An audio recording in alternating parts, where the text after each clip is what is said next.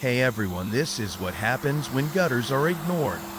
That's not dirt, that's sweat moss buildup.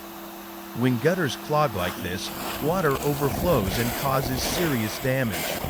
Watch the difference when it's cleaned properly. Vacuum for a full clear out.